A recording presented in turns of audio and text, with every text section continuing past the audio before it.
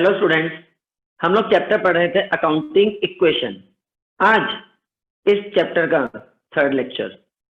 First lecture पढ़ा था हमने जिसमें बेसिक्स पढ़े थे, अकाउंटिंग इक्वेशन का मतलब समझा था और हमने न्यूमेरिकल क्वेश्चन 1 और न्यूमेरिकल क्वेश्चन नंबर 2 किए थे।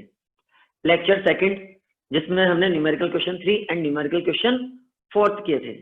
आज लेक्चर थर्ड कोशिश करेंगे 5, 6 एंड 7 यानी इस पूरे टॉपिक को कंप्लीट कर दें आज।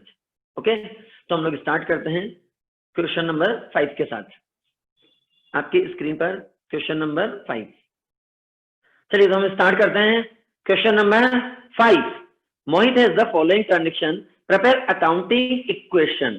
Point number 1, business started with cash 1,75,000। तो 1,75,000 से हमने अपना बिजनेस स्टार्ट किया। कैश में ऐड कर देंगे 175 एंड जब हम बिजनेस स्टार्ट करते हैं तो जो मनी हम बिजनेस में इन्वेस्ट करते हैं उसे हम बोलते हैं कैपिटल। तो 175 हम कैपिटल में ऐड कर देंगे। अब इक्वेशन क्या बनी हमारे पास? कैश है 175, फिलहाल स्टॉक, डेटर्स, फर्नीचर सब zero, creditor zero and capital है हमारे पास 175। Okay, transaction number 2, purchase goods from Rohit 50,000। हमने रोहित से 50,000 की गुड्स परचेज करी है 50।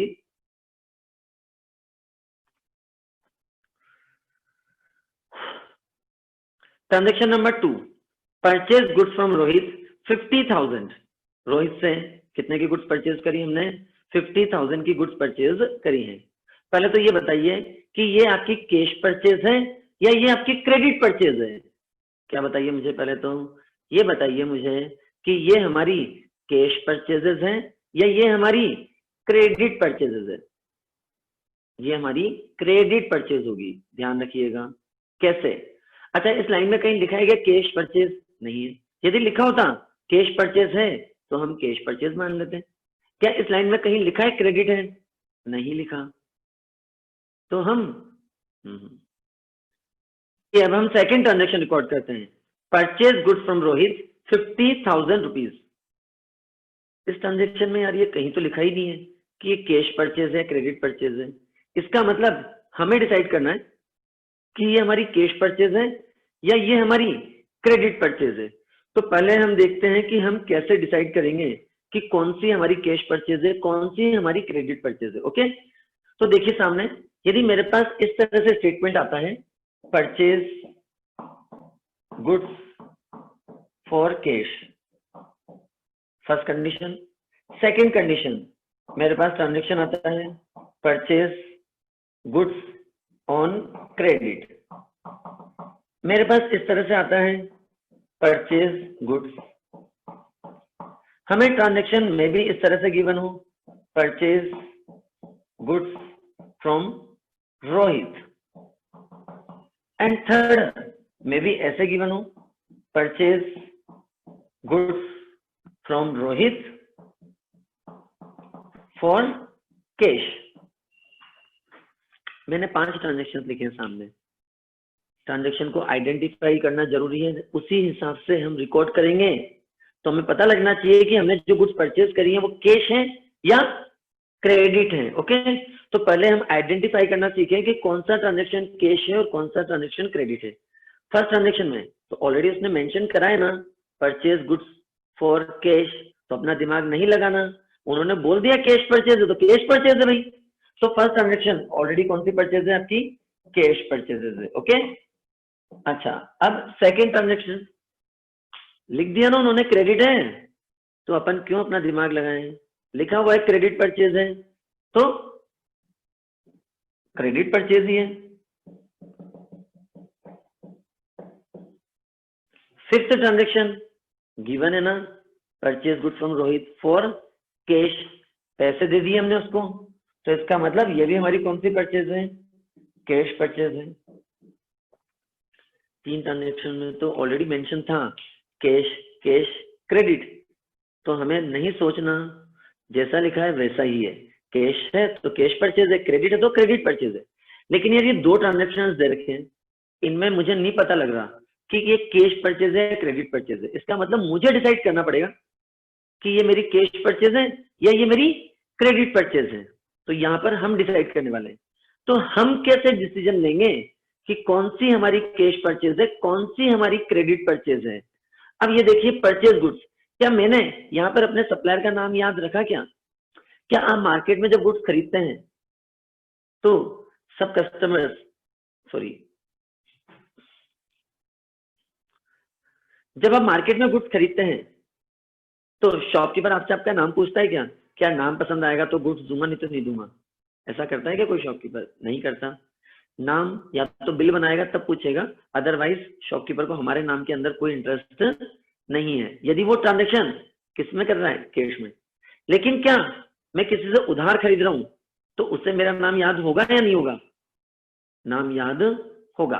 तो देखिए यहाँ पर फर्स्ट ट्रांजेक्शन में लिखा है सिर्फ परचेज गुड्स, सिर्फ क्या लिखा है, परचेज गुड्स। क्या मैंने अपने सप्लायर का नाम याद रखा क्या? जब नाम याद नहीं रखा तो क्यों नहीं रखा? पैसे दे दिए तो इन फ्यूचर मुझे उससे कोई लेना देना नहीं है, यानी मुझे उसका नाम याद रखने की जरूरत नहीं है।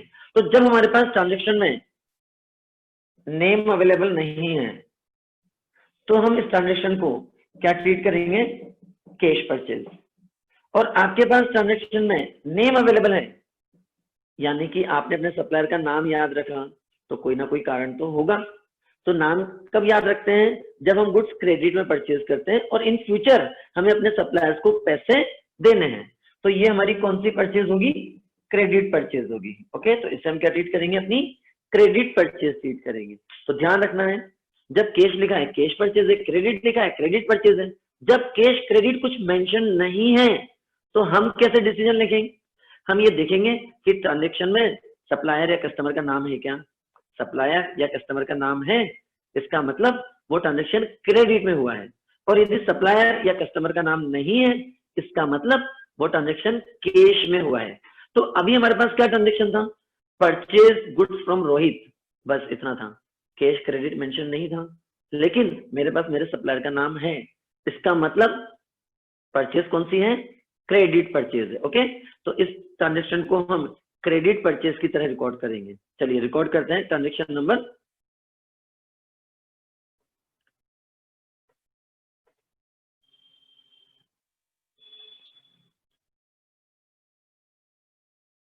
चलिए सेकंड ट्रांजेक्शन रिकॉर्ड करते हैं हम लोग।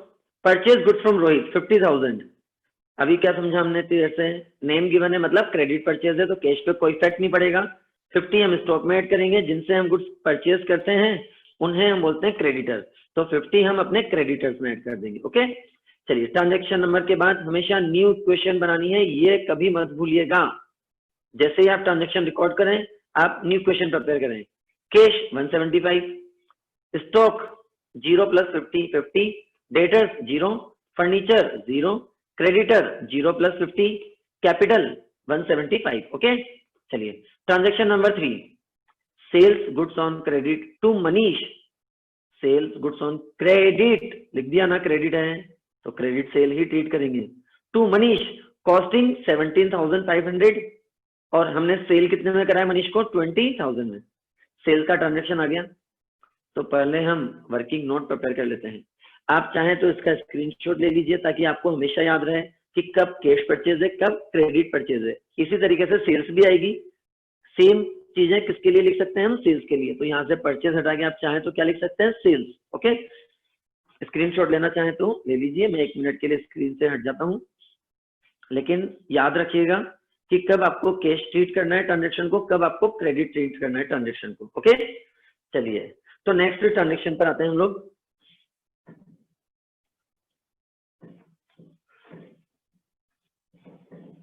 नेक्स्ट ट्रांजेक्शन नंबर हमारा 3rd क्या था, sold goods to Manish on credit, already लिखा है क्रेडिट में सेल करना है। कॉस्टिंग 17,500 फॉर 20,000, दैट मीन्स हमारी एसपी सेलिंग प्राइस 20,000 है, कॉस्ट प्राइस हमारी 17,500 है, और हमें प्रॉफिट हो गया इस ट्रांजेक्शन में एसपी माइनस सीपी 2,500 का हमें प्रॉफिट हो गया। अब क्रेडिट सेल है, जिनको हम गुड्स क्रेडिट में सेल करते हैं उन्हें हम बोलते हैं डेटर्स। तो 20,000 हम कहां पर ऐड करेंगे, अपने डेटर्स में लेंगे। 17,500 हमने गुड सेल कर दी, तो हमारे पास से स्टॉक रिड्यूस हो गया कॉस्ट प्राइस का, और 2500 का हमें क्या हुआ है, प्रॉफिट हुआ है। तो प्रॉफिट को हम ऐड कर देंगे अपनी कैपिटल के अंदर। ओके, ठीक है, एंटर कर दें इस ट्रांजेक्शन को अपन। तो हम एंटर करते हैं ट्रांजेक्शन नंबर 3।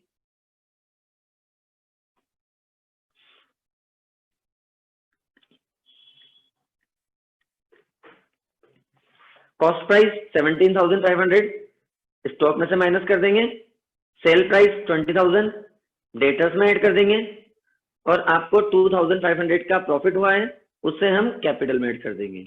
अब new question, cash 175,000, stock 50 minus 17,500 32,500, debtors 0 plus 20, furniture 0, creditor as it is रहेगा 50, कैपिटल में 2,500 ऐड कर देंगे, तो हमारी कैपिटल हो जाएगी 177,500। चलिए next transaction, transaction number 4, purchase furniture for office use 10,000। 10,000 का हमने फर्नीचर परचेज किया, तो हमारे पास से कैश रिड्यूस हो गया 10,000 और फर्नीचर इंक्रीज हो गया 10,000। न्यू क्वेश्चन प्रिपेयर करते हैं, cash 175 minus 10 that means 1,65,000, stock same रहेगा, डेटर्स सेम रहेंगे, फर्नीचर में 0 प्लस 10 10,000, क्रेडिटर्स 50 रहेंगे, capital 177,500। Transaction number 5, cash paid to Rohit in full settlement 48,500। Rohit को मैंने कितने पैसे दिए, 48,500 फुल सेटलमेंट। फुल सेटलमेंट का मतलब क्या मैं उसको बाद में कोई पैसे दूंगा क्या, नहीं देने वाला ना, तो मैं रोहित को इन फ्यूचर कभी कोई पैसे देने वाला नहीं हूँ। 48,500 दिए और फुल सेटलमेंट हो गया, इसका मतलब मैंने बोला भैया हिसाब बराबर हो गया तेरा और मेरा, आगे न मेरे को कोई पैसे तेरे को देने न तेरे को मेरे से कोई पैसे लेने हैं। ओके, अब सेकंड ट्रांजेक्शन पढ़िए आप पहले, क्या गिवन था, परचेज गुड्स फ्रॉम रोहित 50,000। आपने रोहित से कितने की गुड्स खरीदी थी, 50, तो हम रोहित को 50 देने चाहिए थे, हमें रोहित को कितने देने चाहिए थे, 50, लेकिन हम उससे सिर्फ कितने रुपए देके आ रहे हैं, 48,500 देकर आ रहे हैं, और उससे बोल रहे हैं यार हिसाब बराबर हो गया अपना। तो देखते हैं इस ट्रांजेक्शन को कैसे रिकॉर्ड करना है अपने को। ये हमारा था third transaction. Fourth transaction, Rohit से हमने परचेज करी थी गुड्स 50,000 रुपीज की, लेकिन रोहित को जब हमने कैश पे करा तो सिर्फ कितना पे कर दिया, 48,500 का कैश पे कर दिया, और बोल रहे हैं फुल सेटलमेंट हो गया भैया, अब तेरे को कोई पैसे हम नहीं देने वाले। तो दैट मीन्स 1,500 रुपीज हमने उसको कम दिए, ये हमें क्या मिल गया, उससे डिस्काउंट मिल गया। तो इसका मतलब हमें 1,500 का उससे क्या ले लिया, डिस्काउंट ले लिया। अब इस ट्रांजेक्शन को कैसे एंटर करेंगे, हमें रोहित को पे करने से 50, इन फ्यूचर कुछ नहीं देना, तो हम अपने क्रेडिटर में से पूरा 50 माइनस करेंगे। तो 50,000 हम कितने से माइनस करेंगे, क्रेडिटर में से, ताकि हमारे क्रेडिटर यानी हमारी लाइबिलिटी क्या हो गई, जीरो। जीरो करनी है ना, रोहित को कभी कोई पैसे देने हैं क्या, आपको नहीं देने ना, तो आपको अपनी लाइबिलिटी जीरो करनी है, और जीरो करने के लिए हमने सेकंड ट्रांजेक्शन में क्रेडिटर में 50 ऐड किया था, तो पूरा का पूरा 50 वहां से उड़ा देंगे। तो हम 50,000 कहां से हटाएंगे, अपने क्रेडिटर में से हटाएंगे, कि इन फ्यूचर हम रोहित को कभी कोई पैसे देने वाले नहीं है। अब मैंने कैश पे करा 48,500, तो हमारे पास से कैश रिड्यूस हो गया 48,500, और 1,500 रुपीज मैंने कम दिए रोहित को, तो ये मेरा क्या हो गया, प्रॉफिट हो गया, इनकम हो गई। और प्रॉफिट या इनकम को हम किस में ऐड करेंगे, अपनी कैपिटल में ऐड कर देंगे, तो 1,500 रुपीज हमारी कैपिटल में आ जाए। ओके, चलिए तो इसको रिकॉर्ड कर लेते हैं अपन।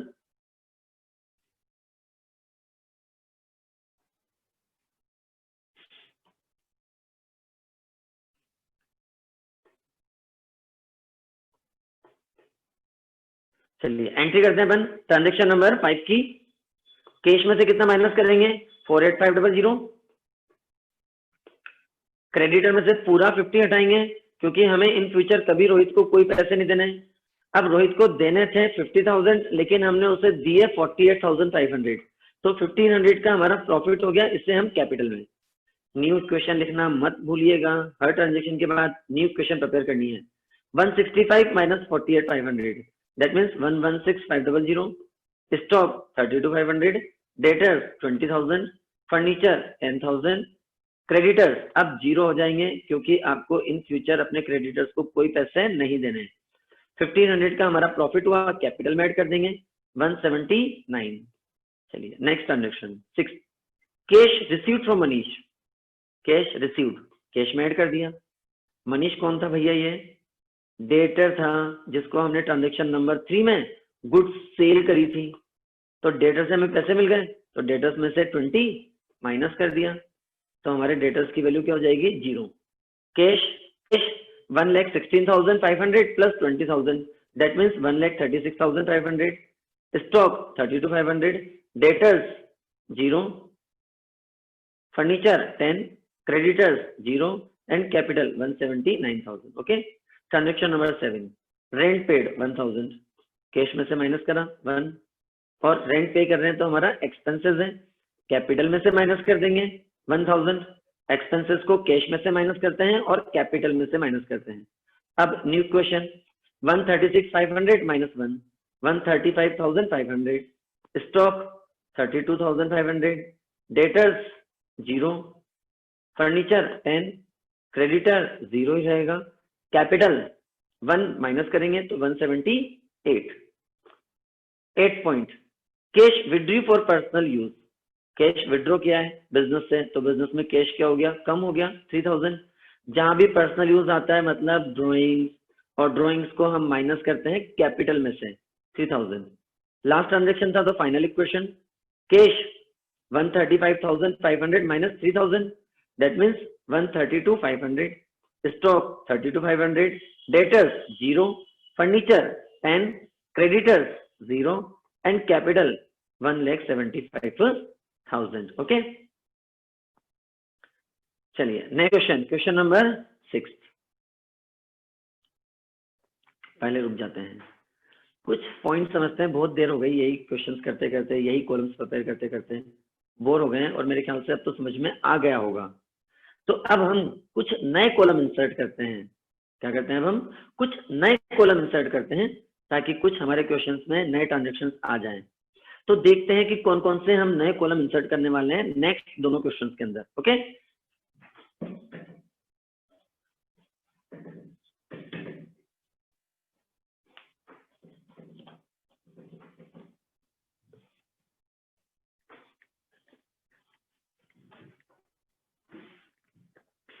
चलिए, तो नेक्स्ट क्वेश्चन के लिए हम लोग पहले कुछ नए कॉलम इंसर्ट करने वाले हैं। तो हम पहले उन ट्रांजेक्शंस को समझ लेते हैं। जैसा कि हमने जब बैलेंस शीट लर्न करी थी तो हमने आउटस्टैंडिंग, प्रीपेड, एक्रूड, अनर्ड के बारे में डिस्कशन किया था। तो अब नेक्स्ट क्वेश्चन के अंदर हम 2 कॉलम्स इंसर्ट करने वाले हैं। उन दोनों कॉलम पर पहले थोड़ा सा डिस्कशन करते हैं। Okay. Outstanding expenses, outstanding expenses. अब outstanding expenses means expenses due but not paid, expenses due but not paid. तो मुझे बताइए कि आउटस्टैंडिंग मेरी एसेट्स है या लायबिलिटी है? हमने बैलेंस शीट में आउटस्टैंडिंग को कहां पर लर्न किया था? एसेट्स में या लायबिलिटी में?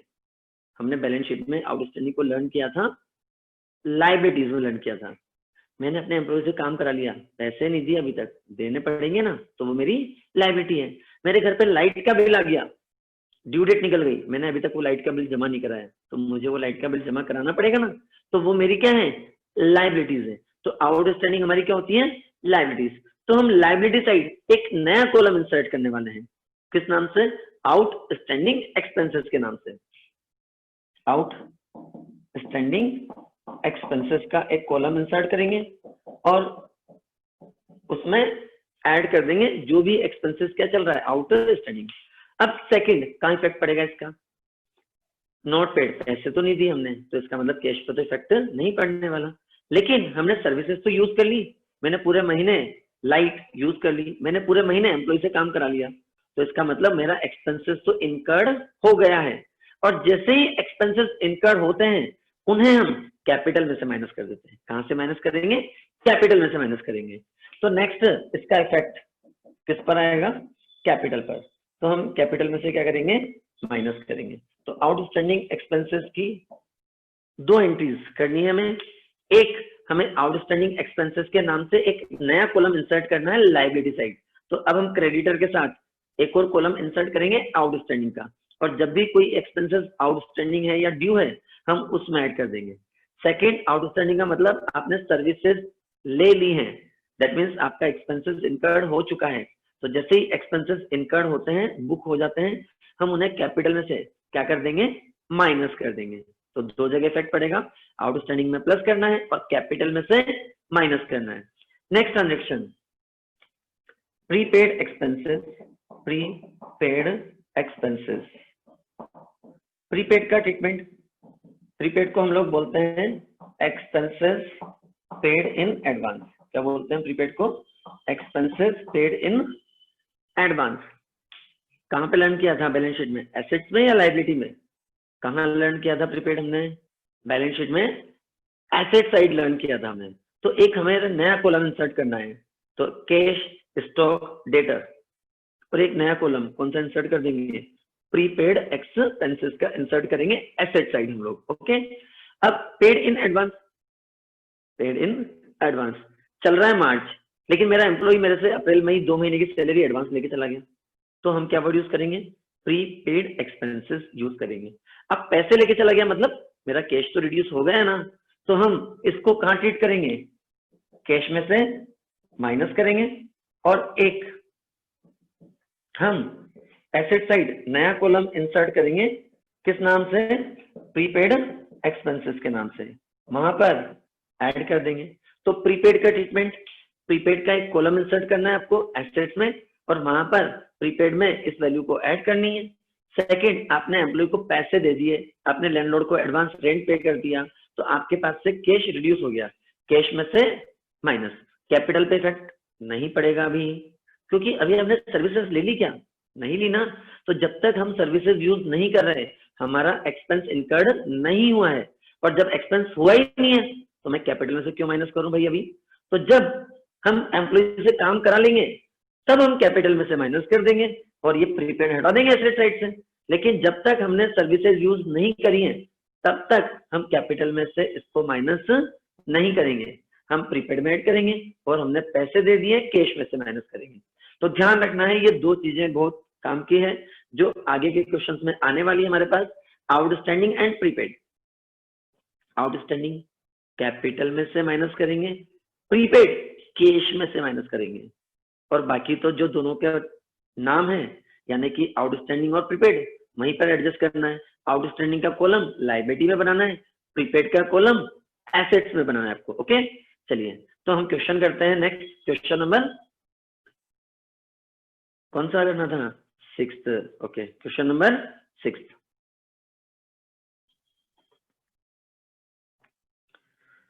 स्टार्टेड बिजनेस विद कैश 1,80,000, तो हम 180 कैश में ऐड करेंगे और 180 हम कैपिटल में ऐड कर देंगे।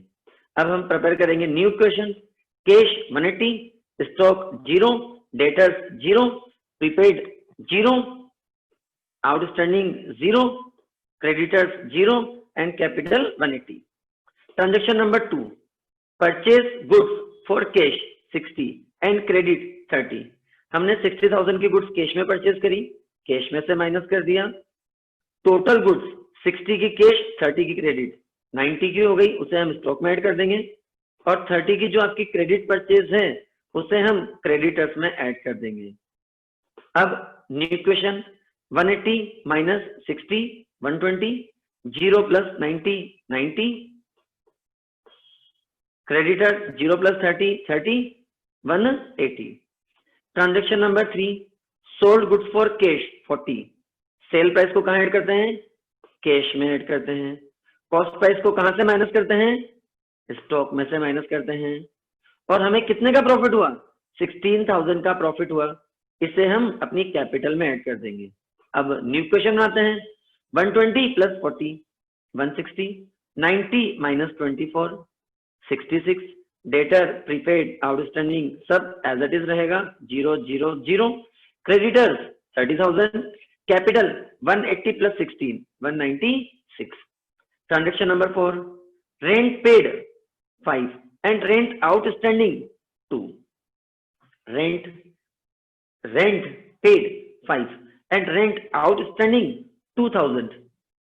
रेंट पेड 5,000 रुपए किराए के मैंने दे दिए हैं और रेंट आउटस्टैंडिंग उसके बावजूद भी 2000 रुपीज का रेंट अभी आउटस्टैंडिंग है। दैट मीन्स आपका टोटल रेंट कितना था 7,000 था, जिसमें से आपने 5,000 पे कर दिए और 2,000 अभी आउटस्टैंडिंग है। 5 जो हमने पे कर दिए वो हम कैश में से माइनस कर देंगे। 2 आउटस्टैंडिंग है, हमें बाद में देना है, तो हमने एक लायबिलिटी साइड नया कॉलम इंसर्ट कर दिया क्रेडिटर के साथ आउटस्टैंडिंग एक्सपेंसेस का, और ये 2000 हम वहां पर ऐड कर देंगे। हमारी लायबिलिटी इंक्रीज हो गई 2000 से और टोटल रेंट हमारा क्या था 7,000। तो टोटल रेंट को हम माइनस करेंगे अपनी कैपिटल में से। तो हम कैश में से जितना हमने रेंट पे कर दिया वो माइनस 2 आउटस्टैंडिंग है, आउटस्टैंडिंग में प्लस टोटल रेंट 7 था उसे हम कैपिटल में से माइनस करेंगे। ओके, चलिए एंटर कर देते हैं ट्रांजेक्शन को हम आंसर में।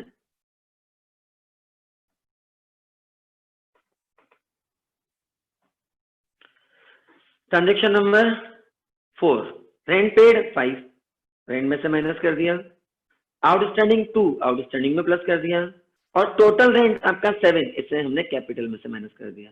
New question 160 minus 5 that means 155, stock 66, debtors 0, prepaid 0, outstanding 2000 हो जाएगा हमारा, क्रेडिटर्स 30,000 सेम रहेंगे, कैपिटल 7 माइनस करेंगे तो 189। चलिए वापस सेल्स वाला ट्रांजेक्शन है। Sold goods on credit 50,000, credit में बेचा है, कैश पे कोई इफेक्ट नहीं आएगा। कॉस्ट कितनी है 38, कॉस्ट प्राइस हमेशा स्टॉक में से माइनस करनी है। सेल प्राइस क्रेडिट सेल है तो डेटर्स में ऐड कर देंगे। प्रॉफिट कितना हो गया आपका, कितना प्रॉफिट हुआ 12,000, 50,000 माइनस 38,000, प्रॉफिट को कैपिटल में ऐड कर देंगे। अब new question, cash 155, stock 66 minus 38 28, debtor 0 plus 50 50, prepaid 0, outstanding 2, creditors 30 and capital 189 plus 12 that means 2,01,000। Okay, चलिए transaction number 6, salary paid in advance 3,000। Paid in advance को क्या बोलते हैं हम, प्रीपेड बोलते हैं। क्या बोलते हैं, प्रीपेड। पेड इन एडवांस पैसे दे दिए, कैश कम हो गया, और प्रीपेड हमारी एसेट्स होती हैं, प्रीपेड में हमने 3 ऐड कर दिया। ध्यान रखना है एडवांस पेमेंट का कैपिटल पे इफेक्ट नहीं पड़ेगा, क्योंकि अभी हमने सर्विसेज यूज नहीं करी है तो हमारा एक्सपेंसेस इनकर्ड नहीं हुआ है, और जब तक एक्सपेंसेस नहीं होगा तब तक हम कैपिटल में से माइनस नहीं करेंगे। तो पेड इन एडवांस को कैश में माइनस करेंगे और प्रीपेड में ऐड करेंगे, और बस हमारी final equation 155 minus 3 152, stock 28, debtors 50 रहेंगे, prepaid 0 plus 3, outstanding 2, creditors 30 and capital 2,01,000। Okay, चलिए क्वेश्चन नंबर 7, एक क्वेश्चन और कर लेते हैं अपन, लास्ट क्वेश्चन इस टॉपिक का। आई होप समझ में आ रहा होगा। इनके अलावा भी हम अपनी रिक्वायरमेंट के हिसाब से कॉलम इंक्रीज या डिक्रीज कर सकते हैं, वो हमें क्वेश्चन में सोचना पड़ेगा। तो हम कितने कॉलम बनाएं वो हमें क्वेश्चन ढंग से रीड करना है, बैलेंस शीट ढंग से लर्न करनी है, लायबिलिटीज ढंग से लर्न करनी है। जैसे जैसे हम आगे पढ़ते जाएंगे हमें समझ में आने लग जाएगा कि किस ट्रांजेक्शन का इफेक्ट कहाँ पर पड़ने वाला है, कौन सी चीज इंक्रीज होगी, कौन सी चीज डिक्रीज होगी, हमें कौन सा कॉलम इंसर्ट करना है। ठीक है, एक और क्वेश्चन करते हैं अभी अपन, लास्ट क्वेश्चन, क्वेश्चन नंबर 7 इस टॉपिक का लास्ट, चैप्टर का लास्ट नहीं है, इस टॉपिक का लास्ट है बस, क्वेश्चन नंबर 7। ओके,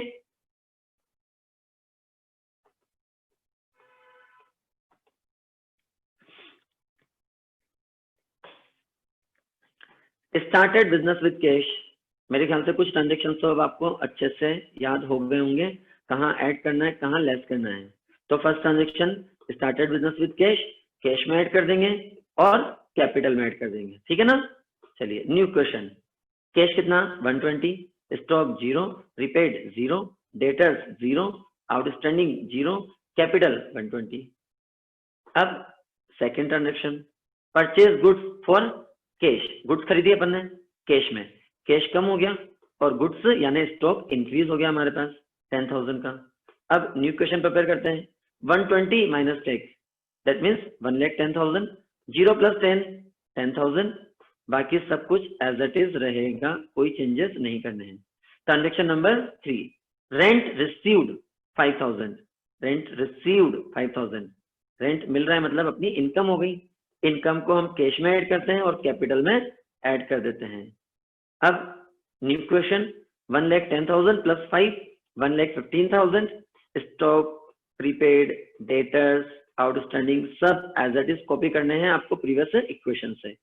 क्या चेंज करेंगे, अब कैपिटल चेंज करेंगे, 120 plus 5, 125। Transaction number 4, salary outstanding 2,000, outstanding मतलब हमने एम्प्लॉय से काम करा लिया लेकिन उससे पैसे नहीं दिए। अब जब पैसे दिए ही नहीं है तो कैश पे कोई इफेक्ट नहीं पड़ेगा, लेकिन देने तो पड़ेंगे, तो हमारी लाइबिलिटीज इंक्रीज हो जाएंगी। तो आउटस्टैंडिंग का कॉलम बनाया हमने लाइबिलिटी साइड, वहां पर ऐड कर देंगे 2,000। एम्प्लॉय से काम करा लिया, इसका मतलब एक्सपेंस इनकर्ड हो गया है, और जैसे ही एक्सपेंसेस इनकर्ड हो जाते हैं कैपिटल में से माइनस कर देते हैं। अब न्यू क्वेश्चन प्रिपेयर करते हैं अपन, हर ट्रांजेक्शन के बाद न्यू क्वेश्चन प्रिपेयर करनी है, मत भूलिएगा। कैश आपका 115, stock 10, prepaid 0, debtors 0, outstanding 2 and capital 1,25,000 minus 2,000, that means 1,23,000। चलिए transaction number 5, prepaid insurance 1,000, prepaid का मतलब पेड इन एडवांस, हमने पे कर दिया, इसका मतलब हमारा कैश कम हो गया, और हमने एसेट साइड एक कॉलम इंसर्ट कर रखा है प्रीपेड का, उसमें ऐड कर देंगे 1,000। प्रीपेड का कैपिटल पर कोई इफेक्ट नहीं पड़ेगा। क्यों नहीं पड़ेगा, अभी हमने सिर्फ पैसे दिए हैं, सर्विसेज यूज नहीं करी। जब तक हम सर्विसेज नहीं लेंगे तब तक हमारा एक्सपेंस इनकर्ड नहीं हुआ है, और जब एक्सपेंस हुआ ही नहीं है तो कैपिटल में से माइनस भी नहीं करेंगे।